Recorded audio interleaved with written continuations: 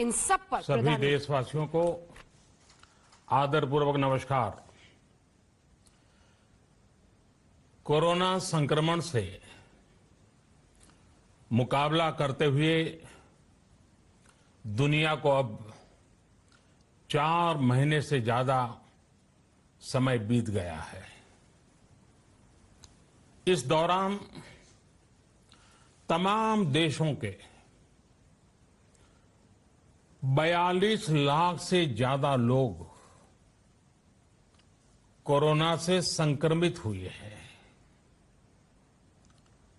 2.25 लाख से ज्यादा लोगों की दुखद मृत्यु हुई है। भारत में भी अनेक परिवारों ने अपने स्वजन खोए हैं। मैं सभी के प्रति अपनी संवेदना व्यक्त करता हूं। साथियों, एक वायरस ने दुनिया को तहस नहस कर दिया है। विश्व भर में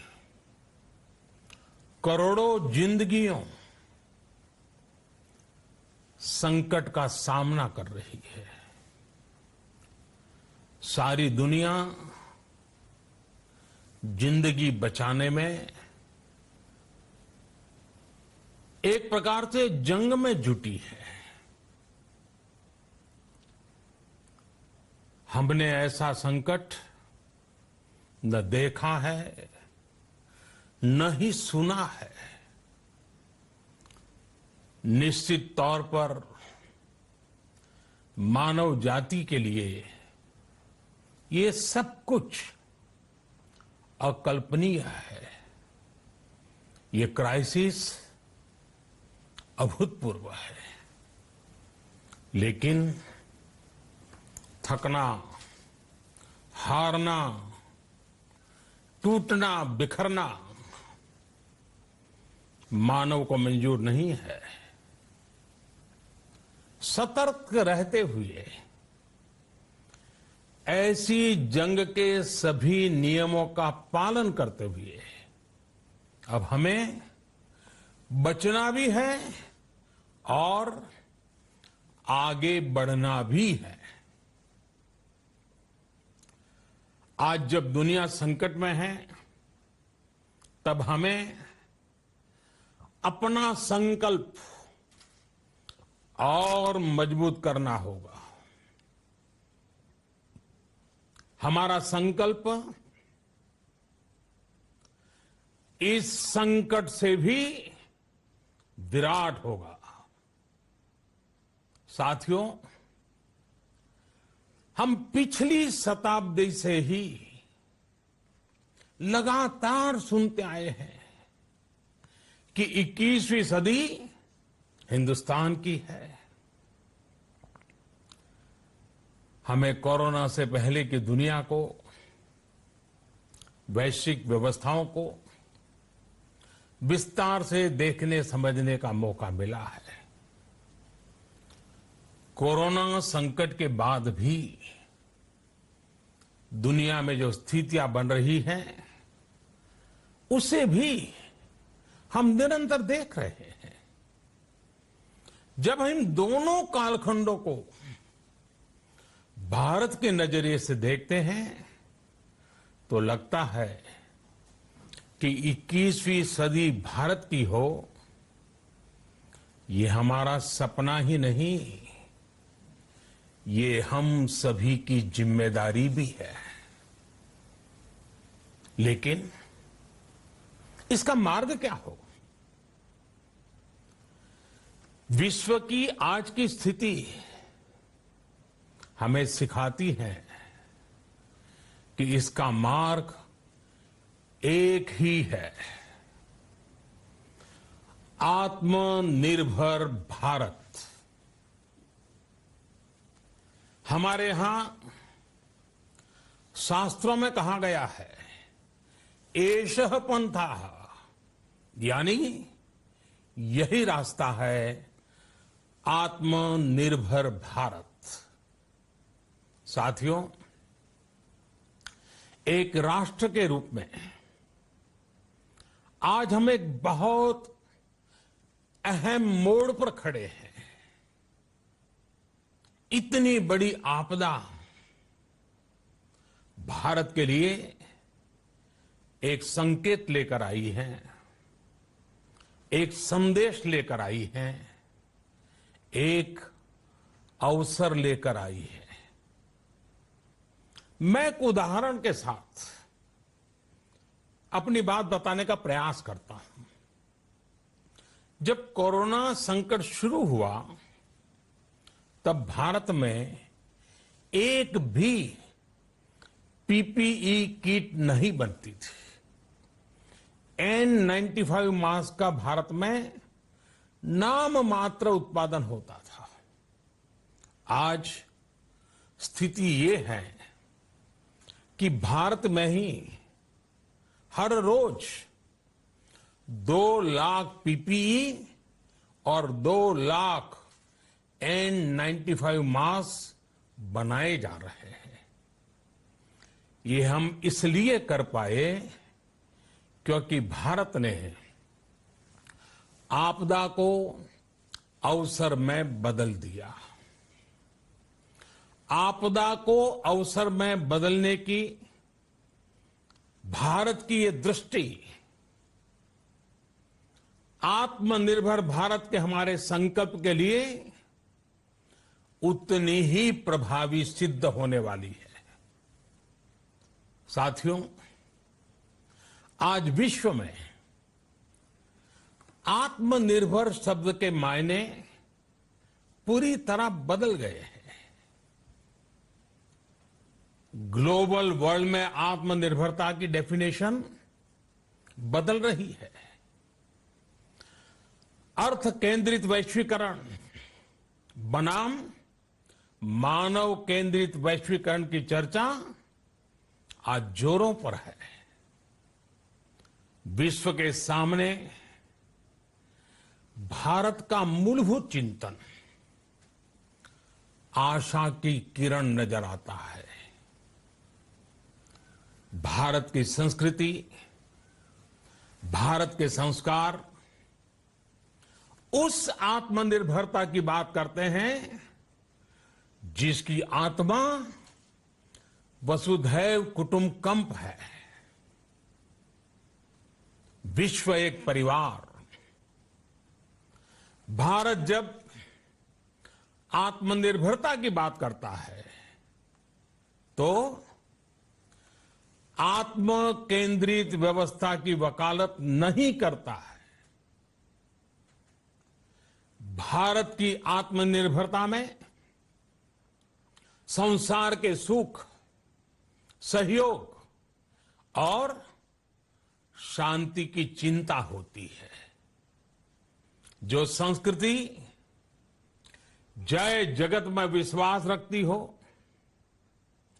जो जीव मात्र का कल्याण चाहती हो, जो पूरे विश्व को परिवार मानती हो, जो अपनी आस्था में माता भूमि ही पुत्रो अहम पृथ्वी इसकी सोच रखती हो, जो पृथ्वी को मां मानती हो, वो संस्कृति, वो भारत भूमि जब आत्मनिर्भर बनती है तब उससे एक सुखी समृद्ध विश्व की संभावना भी सुनिश्चित होती है।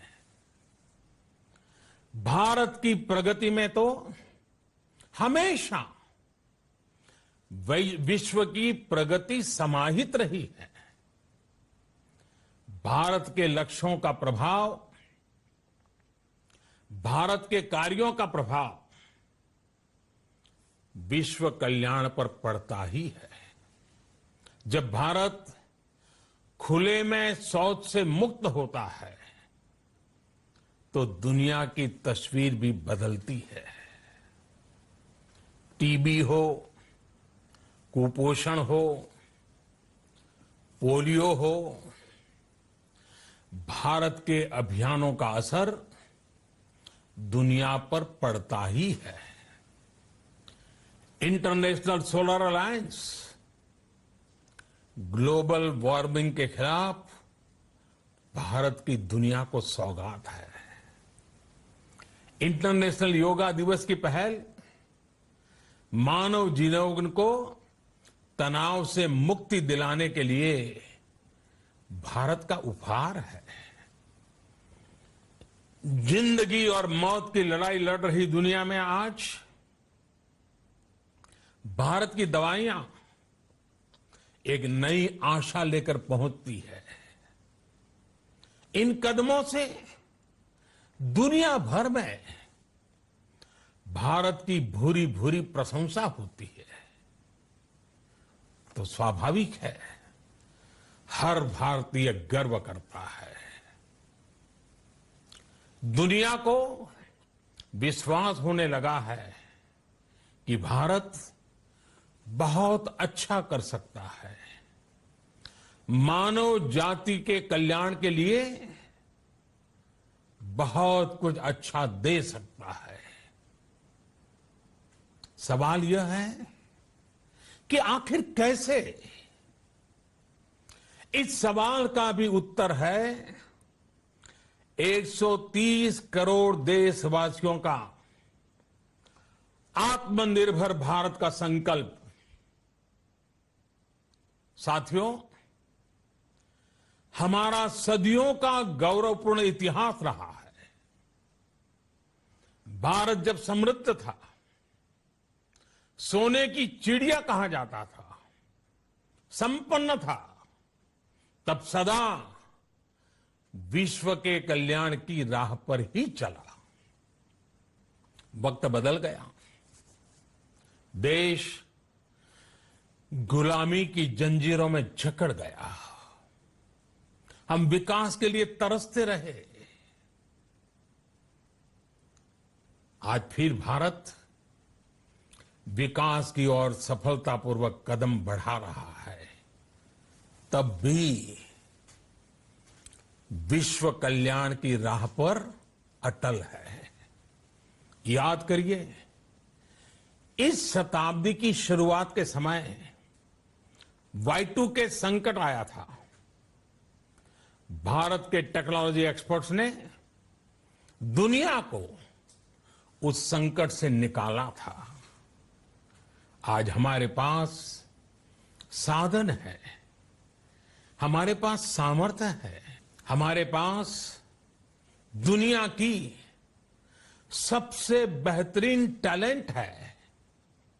हम बेस्ट प्रोडक्ट्स बनाएंगे, अपनी क्वालिटी और बेहतर करेंगे, सप्लाई चेन को और आधुनिक बनाएंगे। ये हम कर सकते हैं और हम जरूर करेंगे। साथियों, मैंने अपनी आंखों के सामने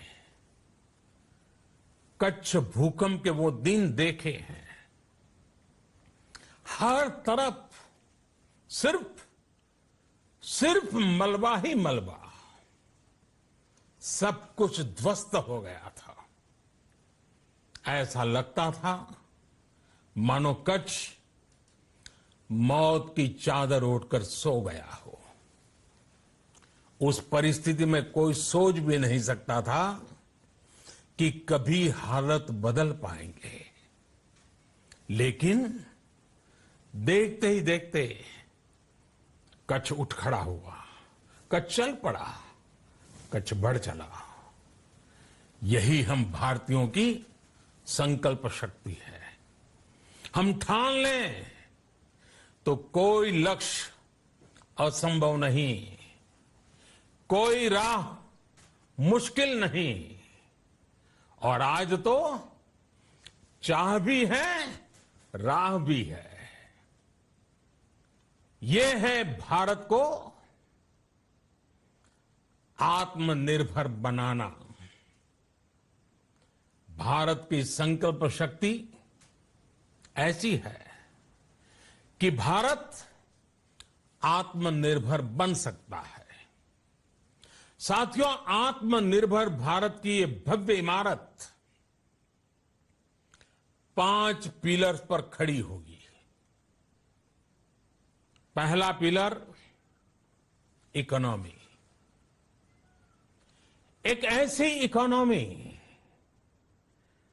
जो इंक्रीमेंटल चेंज नहीं बल्कि क्वांटम जंप लाए। दूसरा पिलर इंफ्रास्ट्रक्चर। एक ऐसा इंफ्रास्ट्रक्चर जो आधुनिक भारत की पहचान बने। तीसरा पिलर हमारी सिस्टम। एक ऐसा सिस्टम जो बीती शताब्दी की रीति नीति नहीं बल्कि 21वीं सदी के सपनों को साकार करने वाली टेक्नोलॉजी ड्रिवन व्यवस्थाओं पर आधारित हो। चौथा पिलर हमारी डेमोग्राफी।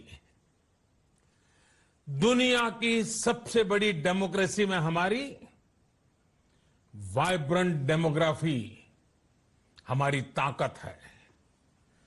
आत्मनिर्भर भारत के लिए हमारी ऊर्जा का स्रोत है। पांचवा पिलर डिमांड। हमारी अर्थव्यवस्था में डिमांड और सप्लाई चेन का जो चक्र है, जो ताकत है, उसे पूरी क्षमता से इस्तेमाल किए जाने की जरूरत है। देश में डिमांड बढ़ाने के लिए, डिमांड को पूरा करने के लिए हमारी सप्लाई चेन के हर स्टेक होल्डर का सशक्त होना जरूरी है। हमारी सप्लाई चेन, हमारी आपूर्ति की उस व्यवस्था को हम मजबूत करेंगे जिसमें मेरे देश की मिट्टी की महक हो, हमारे मजदूरों के पसीने की खुशबू हो। साथियों, कोरोना संकट का सामना करते हुए नए संकल्प के साथ मैं आज एक विशेष आर्थिक पैकेज की घोषणा कर रहा हूं। ये आर्थिक पैकेज आत्मनिर्भर भारत अभियान, आत्मनिर्भर भारत अभियान की अहम कड़ी के तौर पर काम करेगा। साथियों, हाल में सरकार ने कोरोना संकट से जुड़ी जो आर्थिक घोषणाएं की थी, जो रिजर्व बैंक के फैसले थे और आज जिस आर्थिक पैकेज का ऐलान हो रहा है, उसे जोड़ दें तो ये करीब करीब 20 लाख करोड़ रुपए का है। 20 लाख करोड़ रुपए का है। ये पैकेज भारत की जीडीपी का करीब करीब 10% है। इन सबके जरिए देश के विभिन्न वर्गों को आर्थिक व्यवस्था की कड़ियों को 20 लाख करोड़ रुपए का संबल मिलेगा, सपोर्ट मिलेगा। 20 लाख करोड़ रुपए का एक पैकेज 2020 में देश की विकास यात्रा को 20 लाख 2020 में आत्मनिर्भर भारत अभियान को एक नई गति देगा।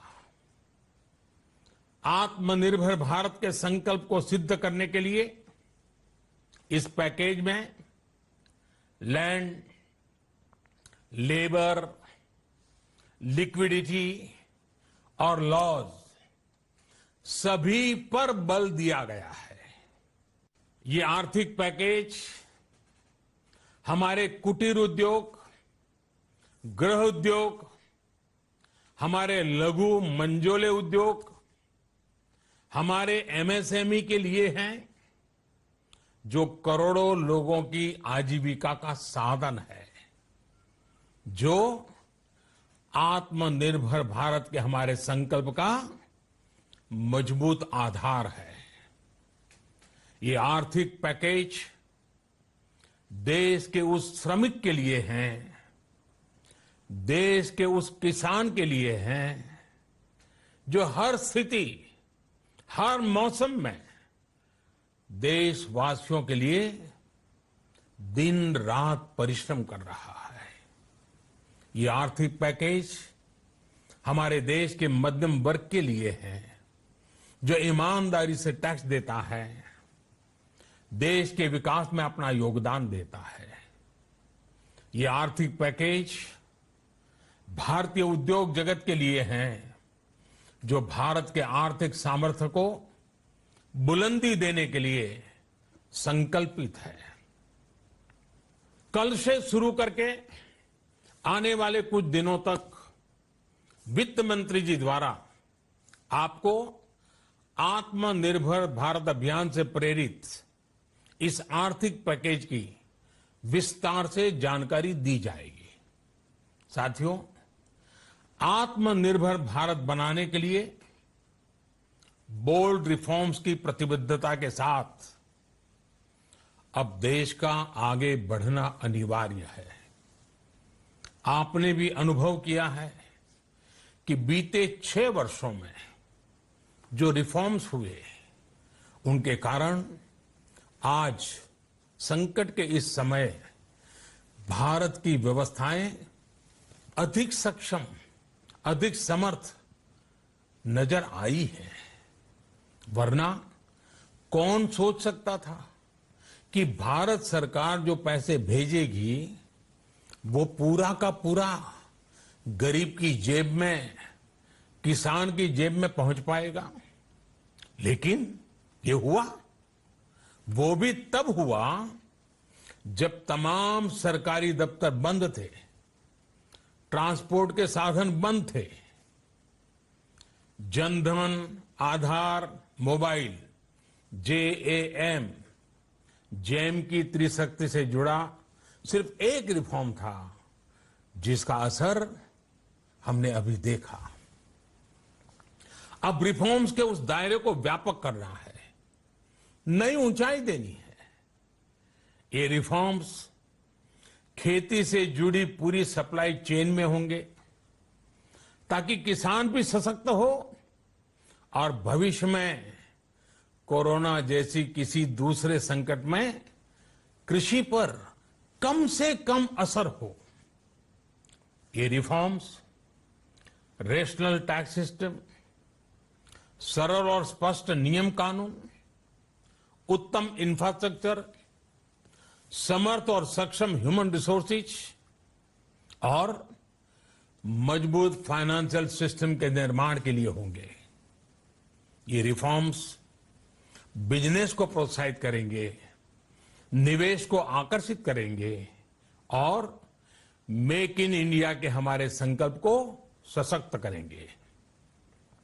साथियों, आत्मनिर्भरता, आत्मबल और आत्मविश्वास से ही संभव है। आत्मनिर्भरता ग्लोबल सप्लाई चेन में कड़ी स्पर्धा के लिए भी देश को तैयार करती है और आज ये समय की मांग है कि भारत हर स्पर्धा में जीते, ग्लोबल सप्लाई चेन में बड़ी भूमिका निभाए। इसे समझते हुए आर्थिक पैकेज में अनेक प्रावधान किए गए हैं। इससे हमारे सभी सेक्टर्स की एफिशिएंसी बढ़ेगी और क्वालिटी भी सुनिश्चित होगी। साथियों, ये संकट इतना बड़ा है कि बड़ी से बड़ी व्यवस्थाएं हिल गई हैं। लेकिन इन्हीं परिस्थितियों में हमने, देश ने हमारे गरीब भाई बहनों की संघर्ष शक्ति, उनकी संयम शक्ति का भी दर्शन किया है। खासकर हमारे जो रेहड़ी वाले भाई बहन हैं, ठेला लगाने वाले हैं, पटरी पर सामान बेचने वाले हैं, जो हमारे श्रमिक साथी हैं, जो घरों में काम करने वाले भाई बहन हैं, उन्होंने इस दौरान बहुत कष्ट झेले हैं, तपस्या की है, त्याग किया है। ऐसा कौन होगा जिसने उनकी अनुपस्थिति को महसूस नहीं किया? अब हमारा कर्तव्य है उन्हें ताकतवर बनाने का, उनके आर्थिक हितों के लिए कुछ बड़े कदम उठाने का। इसे ध्यान में रखते हुए गरीब हो, श्रमिक हो, प्रवासी मजदूर हो, पशुपालक हो, हमारे मछुआरे साथी हो, संगठित क्षेत्र से हो या असंगठित क्षेत्र से, हर तबके के लिए आर्थिक पैकेज में कुछ महत्वपूर्ण फैसलों का ऐलान किया जाएगा। साथियों, कोरोना संकट ने हमें local manufacturing, local market, local supply chain, इसका भी महत्व बराबर समझा दिया है। संकट के समय में लोकल ने ही हमारी डिमांड पूरी की है, हमें इस लोकल ने ही बचाया है। लोकल सिर्फ जरूरत नहीं, बल्कि हम सबकी जिम्मेदारी है।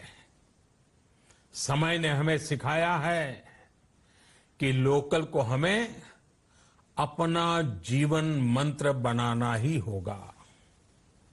आपको आज जो ग्लोबल ब्रांड्स लगते हैं, वो भी कभी ऐसे ही बिल्कुल लोकल थे, लेकिन जब वहां के लोगों ने उनका इस्तेमाल शुरू किया, उनका प्रचार शुरू किया, उनकी ब्रांडिंग की, उन पर गर्व किया, तो वो प्रोडक्ट्स लोकल से ग्लोबल बन गए।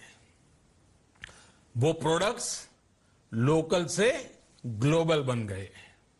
इसलिए आज से हर भारतवासी को अपने लोकल के लिए वोकल बनना है। लोकल के लिए वोकल बनना है। न सिर्फ लोकल प्रोडक्ट्स खरीदने हैं, बल्कि उनका गर्व से प्रचार भी करना है। मुझे पूरा विश्वास है कि हमारा देश ऐसा कर सकता है। आपके प्रयासों ने तो हर बार आपके प्रति मेरी श्रद्धा को और बढ़ाया है। मैं गर्व के साथ एक बात महसूस करता हूं, याद करता हूं, जब मैंने आपसे देश से खादी खरीदने का आग्रह किया था, यह भी कहा था कि देश के हैंडलूम वर्कर्स को सपोर्ट करें। आप देखिए, बहुत ही कम समय में खादी और हैंडलूम दोनों को ही डिमांड और बिक्री रिकॉर्ड स्तर पर पहुंच गई। इतना ही नहीं, उसे आपने बड़ा ब्रांड भी बना दिया। बहुत छोटा सा प्रयास था, लेकिन परिणाम मिला, बहुत अच्छा परिणाम मिला। साथियों, सभी एक्सपर्ट्स बताते हैं, साइंटिस्ट बताते हैं कि कोरोना लंबे समय तक हमारे जीवन का हिस्सा बना रहेगा। लेकिन साथ ही हम ऐसा भी नहीं होने दे सकते कि हमारी जिंदगी सिर्फ और सिर्फ कोरोना के इर्द गिर्द ही सिमट कर रह जाए। हम मास्क पहनेंगे, 2 गज दूरी का पालन करेंगे, लेकिन अपने लक्ष्यों को दूर नहीं होने देंगे। इसलिए लॉकडाउन का चौथा चरण, लॉकडाउन 4, पूरी तरह नए रंग रूप वाला होगा, नए नियमों वाला होगा।